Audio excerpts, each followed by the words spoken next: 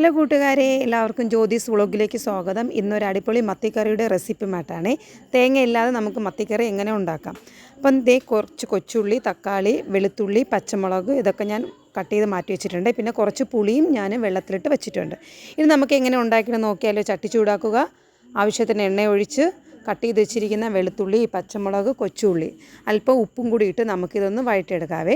ശേഷം ഇതിലേക്ക് ഒരു വലിയ തക്കാളി, ഞാനൊരു വലിയ തക്കാളിയാണ് എടുത്തിരിക്കുന്നത്, ഒരു വലിയ തക്കാളിയും കൂടി ഇട്ട് നമുക്ക് നന്നായിട്ട് വഴറ്റിയിടുക. വഴറ്റിയതിന് ശേഷം ഇതിൽ പൊടികൾ, ഞാൻ പൊടി ഇട്ടത് എനിക്ക് വീഡിയോ എടുക്കാൻ പറ്റിയില്ല.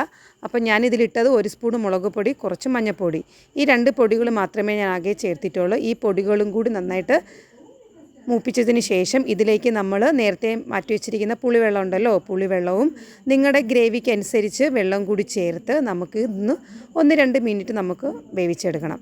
അപ്പം അധികം വെള്ളമായി പോവില്ലേ, നമ്മുടെ മീൻ അനുസരിച്ച് വേണം നമ്മൾ ഗ്രേവി എടുക്കാനായിട്ട്. അപ്പം ഞാൻ അതിനനുസരിച്ചാണ് വെള്ളവും പുളിവെള്ളവും ഒക്കെ എടുത്തിരിക്കുന്നത്. ഒരു 5-10 മിനിറ്റ് നമുക്കിത് വേവിച്ചിട്ട് ഇതിലേക്ക് നമ്മൾ ക്ലീൻ ചെയ്ത് വെച്ചിരിക്കുന്ന മത്തി ഇട്ട് കൊടുക്കാം. മത്തിയും കൂടി ഇട്ടിട്ട് നമുക്കൊരു 10-15 മിനിറ്റ് നമുക്ക് നന്നായിട്ട് വേവിച്ചെടുക്കാവേ. പിന്നെ ഇടയ്ക്ക് നിങ്ങൾ ഉപ്പും കൂടി നോക്കണേ. ഉപ്പും കൂടി ഇട്ട് നോക്കിയിട്ട് നന്നായിട്ടതൊന്ന് വേവിച്ചെടുക്കണം. വേവിച്ചിട്ടിട്ട് നമുക്കിതിലേക്ക് ലാസ്റ്റ് കരിവേപ്പില ഇട്ട് കൊടുക്കാം. ഇതും കൂടി ഇട്ടിട്ട് ഒരു 5 മിനിറ്റ് കഴിഞ്ഞാൽ നമ്മുടെ കറി ഇവിടെ റെഡി ആയിട്ടുണ്ട്. വളരെ ഈസിയാണ്, ടേസ്റ്റിയാണ്. എല്ലാവരും ഉറപ്പായിട്ടും ട്രൈ ചെയ്ത് നോക്കുക. വീഡിയോ ഇഷ്ടമായാൽ ഷെയർ ചെയ്യുക, ലൈക്ക് ചെയ്യുക, സബ് അടിക്കുക. അടുത്ത വീഡിയോ വരെ ടാറ്റാ ബൈ ബൈ.